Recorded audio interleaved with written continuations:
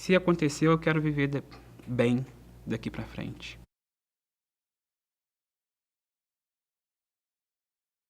O HIV entrou na minha vida em 2002. Eu me descobri HIV positivo em 2002. Assim, eu nem passava pela minha cabeça em fazer o teste. E adoeci. E nesse período eu adoeci, fui ao médico e o médico não me pediu nenhum exame relacionado. Eu não melhorava, fiquei 3 dias internado, não estava melhorando, ninguém descobria nada. E no dia que eu estava para ter alta do hospital, uma tia minha falou, mas ele está tendo alta, não tem nenhum diagnóstico, você pediu algum exame para ele? Não pedi. E ela me perguntou se eu queria que pedisse o HIV. Eu falei, quero. Então, fiz o exame de HIV, com 15 dias eu peguei o resultado e foi um resultado positivo. Eu aceitei, eu comecei a pesquisar nesses 15 dias de espera do resultado, eu comecei a pesquisar sobre o HIV. E fui entender um pouco. E não queria contar nada para a família, nem para os amigos.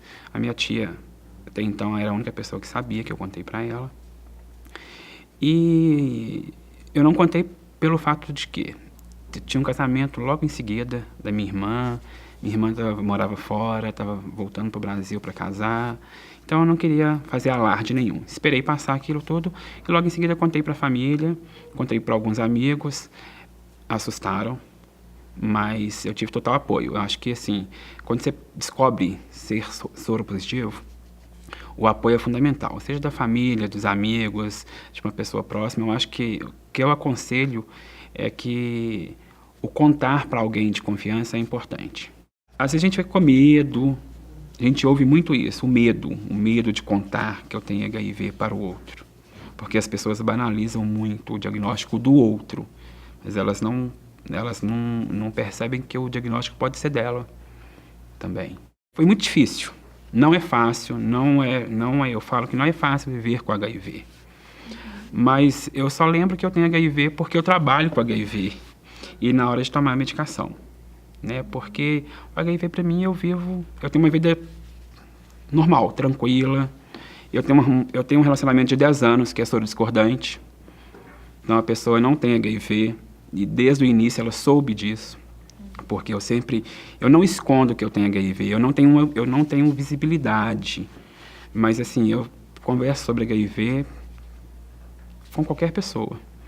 E eu não tenho esse estigma de falar, eu não tenho vergonha de falar que eu tenho HIV. Eu realmente, assim, o HIV muda muita coisa. E eu acho que muita coisa mudou para melhor, na minha